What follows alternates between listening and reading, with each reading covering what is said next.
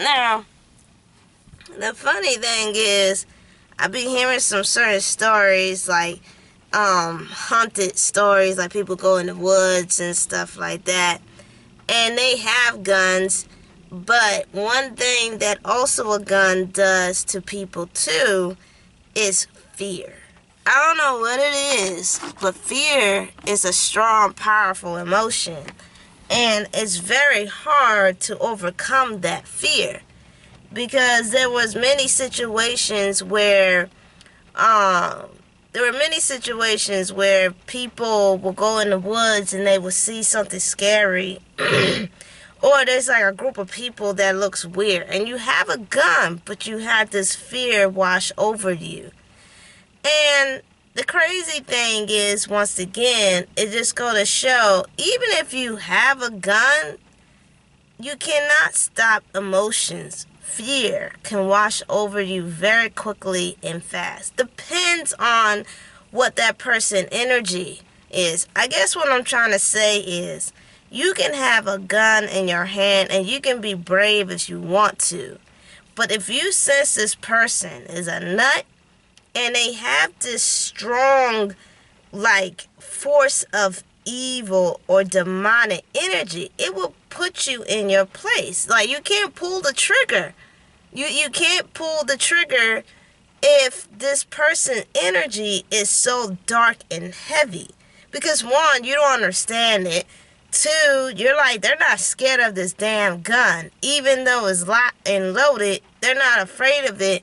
And three, you have no idea what they're about to do. You know, and this is not all gun owners either. Because there's a lot of them that are very intelligent, very swift, and understand about safety and education when it comes to guns. And some of them learn how to do self-defense as well.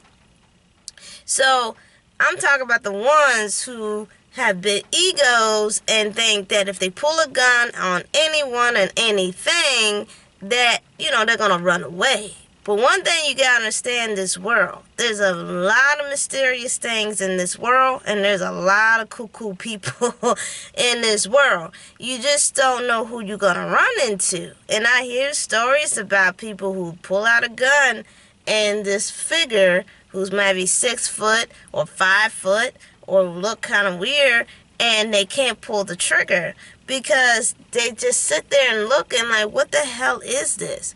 Not only that, some of them shot warnings to tell the person or whatever it is to run away, go away, right? But they still stand there. What I'm trying to say, craziness and demonic and evil is 3 things that cannot kill.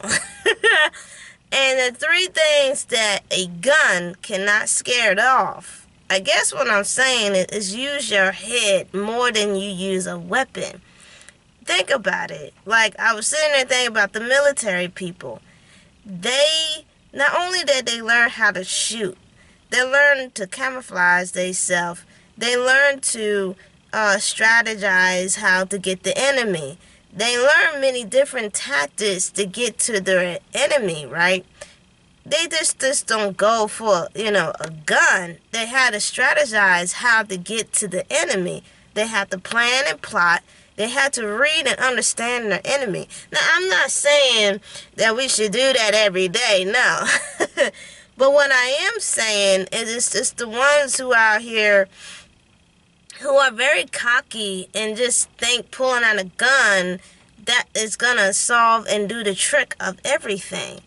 The one video that I did with the mass shooting back in Texas, this young man was I read an article, and it's so sad because people knew there was something wrong with this guy. And then not only that, they saw he was plotting something, and they did not say anything about it. Knowing that this man is emotionally disturbed, and even when he was working at Wendy's, the manager didn't think twice to talk to him. Didn't, figure out what was wrong with him. The manager said, well, he was very antisocial. He didn't socialize. Okay, not trying to be a babysitter here, but you need to find out why the hell he ain't socializing with people. Like, talk to him, like, are you okay? You doing fine? Do something. But people are so afraid of other people these days because people are damn crazy.